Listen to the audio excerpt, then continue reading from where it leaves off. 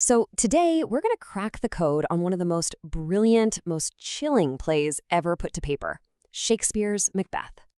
And really, it all comes down to one big question, right? How on earth does a play that's over 400 years old still manage to feel so terrifying?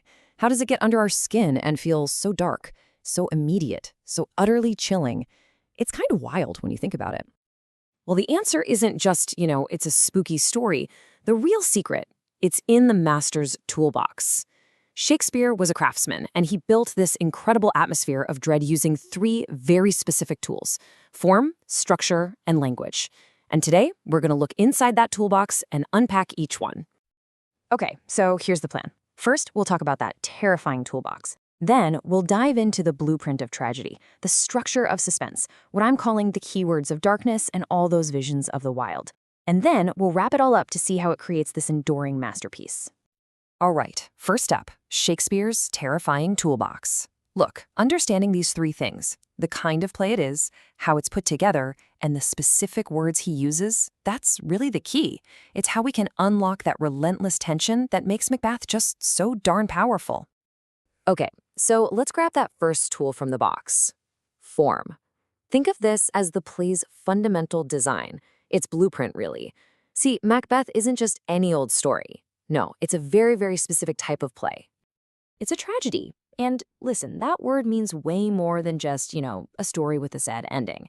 A real tragedy follows a specific formula, one that actually goes all the way back to the ancient Greeks. You have a noble hero, someone at the top, but they have one crucial defect, what we call a fatal flaw. And that one flaw is what sends them spiraling from this great height all the way down to complete and utter destruction. And Macbeth? Oh, it fits this recipe perfectly. Step 1, a noble protagonist? Check. That's Macbeth, a celebrated thane. Step 2, a fatal flaw? Absolutely. For him, it's that unchecked, burning ambition. Step 3, the fall from success to misery? We watch him go from war hero to a paranoid, miserable king. Step 4, death? Yep, he meets his end thanks to Macduff. And the final piece, step 5, is what happens to us, the audience. It's a feeling the philosopher Aristotle called catharsis, that mix of fear and pity we feel for this great man who has fallen so far. So here's the thing to remember.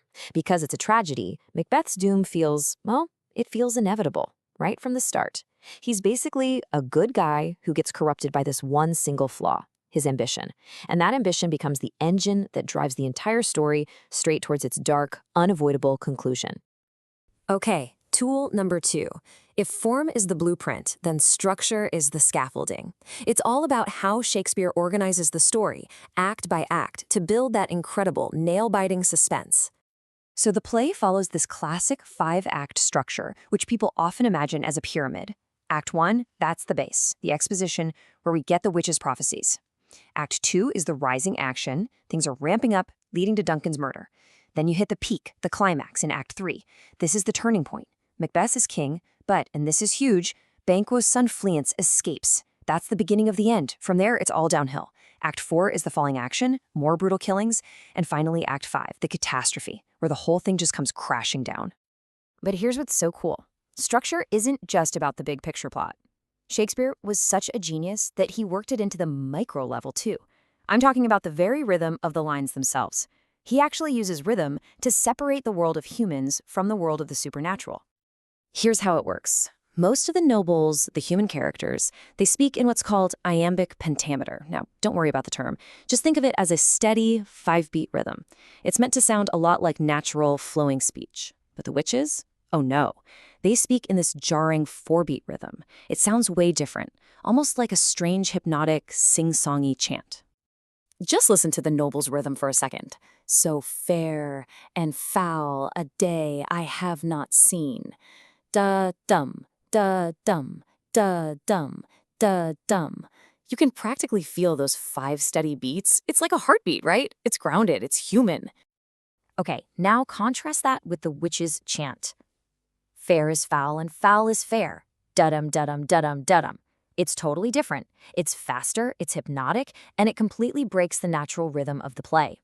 It makes our ears perk up because it sounds so unnatural. It's like an incantation. And with this simple structural choice, Shakespeare immediately tells us the witches are something else, something otherworldly and dangerous. And it pulls us right into their spell, just like it does to Macbeth. Okay, so we've got our blueprint and our scaffolding. It's time for the third and final tool from the toolbox, language. This is where Shakespeare gets into the fine detail work. This is how he paints the play's dark atmosphere, and he starts with something really simple but incredibly powerful: repetition. Let's just take one word, blood. Just take a guess. How many times do you think that one word appears in this play? The answer is more than 40 times. And that's not even counting words like bloody or bleeding. That is no accident, my friends. It's a very deliberate choice to completely saturate the play in the language of violence. And what's brilliant is that he uses the word in two really distinct ways. First, you've got the real, physical blood of murder. It's everywhere, a constant, gruesome reminder of the violence. But then you have the symbolic blood, the blood of guilt. It's the kind Macbeth and Lady Macbeth just can't wash off their hands. It represents this inescapable stain on their souls, something that can never, ever be removed. But Shakespeare's use of language is so much richer than just single words. He also weaves in these incredibly powerful images. And he especially loves to use animal imagery to show us what the characters are really like on the inside, and even to foreshadow what's about to happen. Take this one image, for example. It is such a brilliant piece of foreshadowing that basically mirrors the central crime of the whole play. So you've got the falcon, a royal, majestic bird, and that represents King Duncan. Then it's attacked and killed by a mousing owl, a creature of the night, a predator, and that, of course, is Macbeth. This single vision of the natural order being violently flipped on its head, it perfectly captures the horror of a king being murdered by one of his own subjects. And then later, he uses it again. Lady Macduff is compared to a poor wren, one of the smallest birds there is, who will bravely fight that same predatory owl to protect her babies. I mean, it's just a heartbreaking image. It shows us how vulnerable she is, but also how brave. And it really shines a light on her husband's failure to protect his family from the predator, Macbeth. And the play is just chock full of these savage metaphors. Macbeth says his mind is full of scorpions. You can almost feel that stinging guilt. He says he'd rather fight a bear or a tiger than face Banquo's ghost. The witches even use the image of a lion to trick him into a false sense of confidence.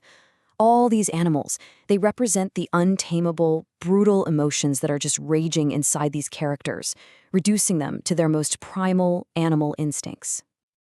All right, so let's put the toolbox away and take a step back to look at the finished product, the masterpiece itself.